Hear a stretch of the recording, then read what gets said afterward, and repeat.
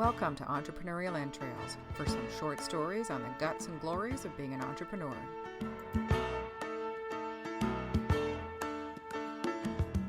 Short people got no reason. Short people got no reason. Hello, my name is Elizabeth Plouffe and welcome to Entrepreneurial Entrails. And today's a bit of a wise words, not really wise words. Could be a wise words, could be a get to know me. Can kind of go either way. A little bit of both, I'm going to say.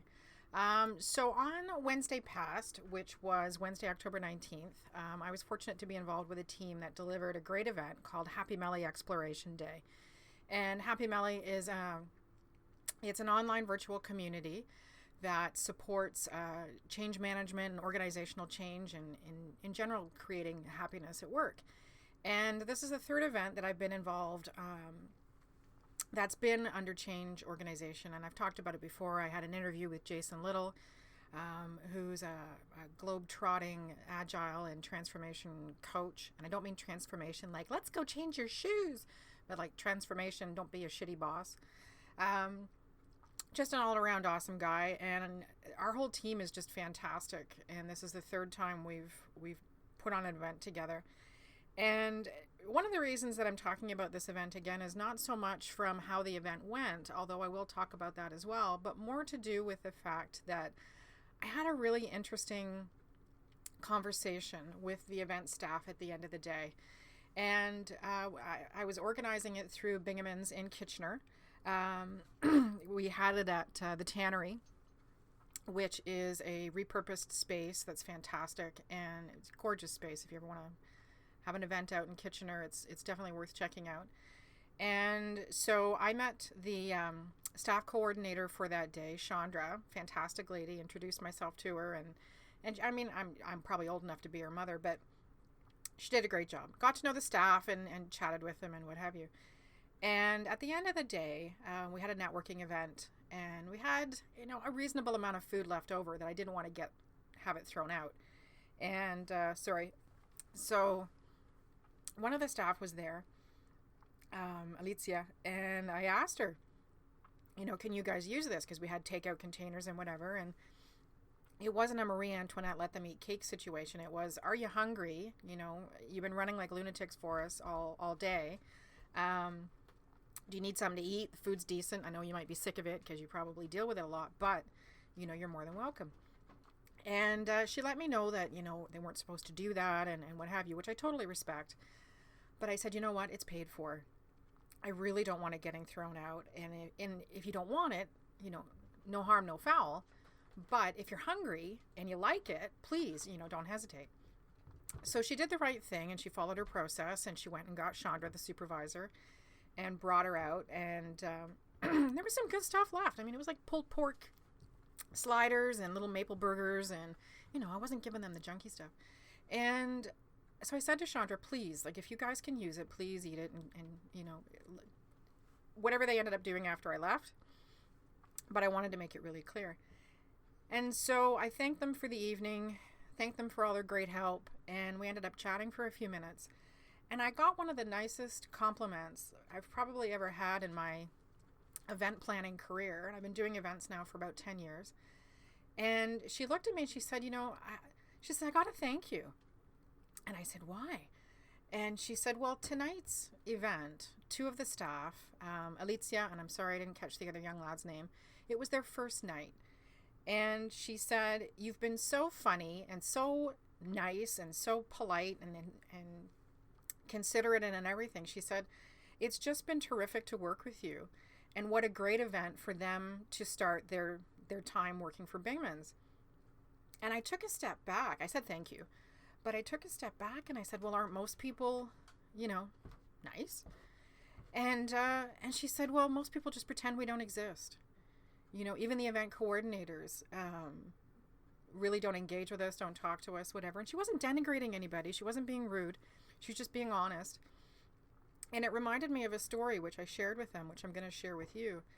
And in Toronto, there's a thing called Winterlicious, where, you can go and try out all kinds of funky restaurants, and, you pay one price, and I'm sure everybody knows what it is. And so my husband and I went and tried out Biff's Bistro on Front Street. which was fantastic, by the way. And I'm sitting there waiting for my husband. He went to hang up his coat or whatever, and the waitress came over, and, she said, hi, how are you this evening? And I looked at her in the face, and I said, I'm well, thanks. How are you? And she looked at me, and she said, well, thank you so much for asking. I'm great. And something about the way she said that just sort of twigged something for me. And I looked at her, and I said, well, don't most people, ask you how you're doing? And she said, no, most people just ignore us. They don't pay any attention. No, please, thank you, look me in the eye, nothing. And again, she was very nice about it. She wasn't being bitter. She was just giving honest feedback. And I just thought, wow, I've worked I actually have my degree, or whatever you want to call it, from college, diploma in travel and tourism. So I also worked at the Eaton House on the Seneca College campus. I've been a bartender. I've worked in restaurant and retail my entire life. And I've either never noticed, or it just has gotten worse in this distracted, phone crazy culture that we're living in. I was really saddened to hear that this staff, who is essential to the success of any event, gets treated so badly, not only by participant or attendees who, you can't control that, but by the event coordinators. They're getting treated like crap. From me to you people, you can't do that. One, it's just not nice. You just don't treat people that way. Whenever I'm in a restaurant, I look at the wait staff. Thank you.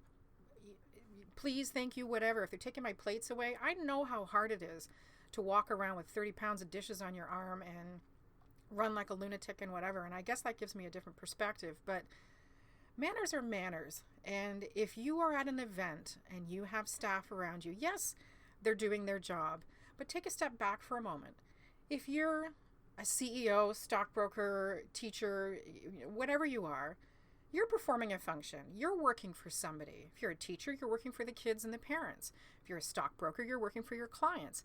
If you're a CEO of some organization, you're working for your partners and your shareholders and what have you. There are people there making your job possible.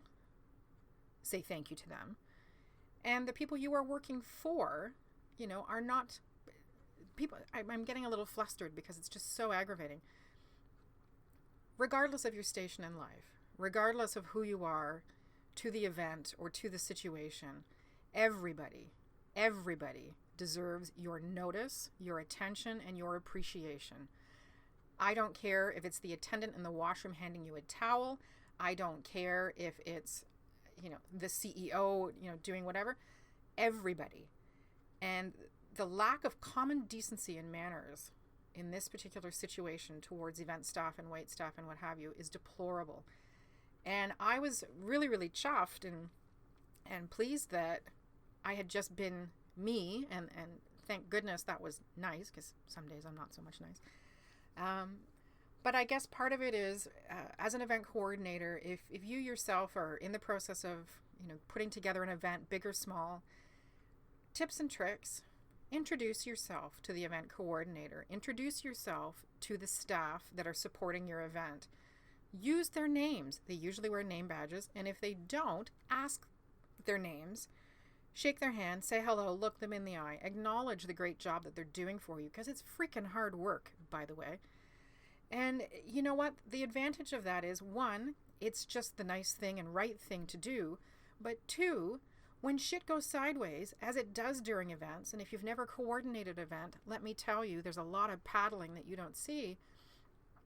When you need that extra help, when you need some changes done, when you need whatever, if you've gone out of your way to be nice and polite and human, then getting the staff's help, which you will need, will be that much easier. So again, it is just the right thing to do, but it also makes your job easier because you've been respectful and what have you. So that's sort of my thing for today is, for God's sakes, next time you're out to dinner, the people that are serving your food and clearing your table and what have you, they work hard for a living. Good, honest, hardworking people. Look them in the eye, say thank you, appreciate the job that they're doing for you. And yes, you're paying them, but somebody pays you. And if your boss treats you like crap, I'm sure you're on Twitter faster than a fly on honey saying, oh, my boss is an asshat. Well, in that situation where you're in a restaurant or an event, you are that waitstaff's boss. Be nice. Don't be the asshat. That's my little thing for today. Turned into more of a diatribe than I had expected, but I'm kind of passionate about treating people nicely. And I will share more about the Happy Melly Exploration Day experience, which was awesome, on another podcast. My next one is actually going to be about lose the cheesy awesome sauce, and that's going to be another tip and trick, and hopefully not so much of a diatribe. But thank you very much. And just, from me to you, next time you're going out, appreciate that people work hard and just as hard as you do and deserve a thank you. Have an awesome week, and we'll talk to you soon. Just remember, you have the guts and glory to know that you can make your own story, and hopefully that story includes thank you. Good night.